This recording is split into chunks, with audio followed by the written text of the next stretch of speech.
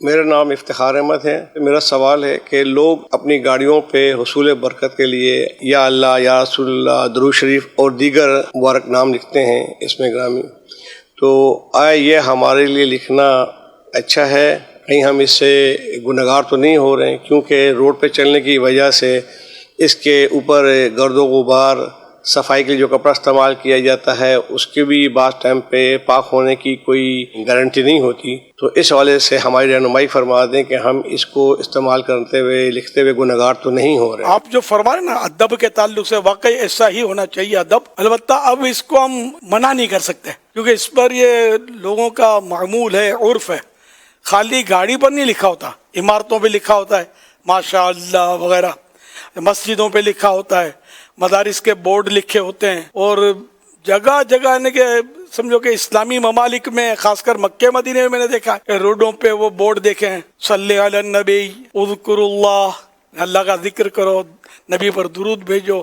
ان کے فوائد بھی ہیں نا، یہ لکھے ہوئے جو ہوتے ہیں اللہ کی یاد دلاتے ہیں۔ اب صلو علی الحبیب کسی نے بورڈ پر لکھ دیا جس کو معنی پتہ ہے، یا معنی بھی ساتھ میں لکھ دیے، نبی پر درود بھیجو، حبیب پر درود بھیجو، تو یہ جو بھی مسلمان پڑھے گا تو اس بہانے ایک مرتبہ درود شریف امید بہت ہے کہ پڑھ لے، کیونکہ درود شریف پڑھنے کا ذہن بنے گا۔ اب اگر یہ ہم روکتے ہیں کہ بھئی یہ نہیں لکھو، بے ادبی ہوتی ہے، تو پھر اگڑم بگڑم لکھیں گے لوگ، گڈو پپو لکھیں گے، تو پھر کسی فلم ایکٹر کا نام لکھیں گے، تو کچھ لکھیں گے، تو اب اس سے ہم ظاہر ہے کہ انڈر روک نہیں سکتے۔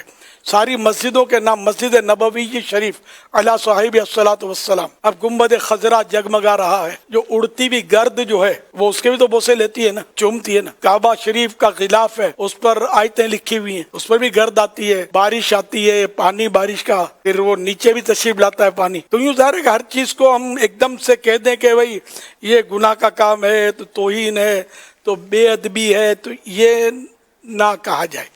ہاں، جہاں جہاں بچنا ممکن ہو اور اس میں کوئی ایسا خاص فائدہ بھی نہ ہو تو وہ ٹھیک ہے، آدمی اگر اپنے طور پر بچ جائے تو ٹھیک ہے، بچ جائے نہ، دوسروں کو اس کا اگر مکلف کرنے جائیں گے تو بہت مشکلات ہوں گی۔ اتنا اس پر عرف تام ہے، یہ اتنا عام ہو گیا لکھا ہوا کہ اس کو چھیڑا نہ جائے۔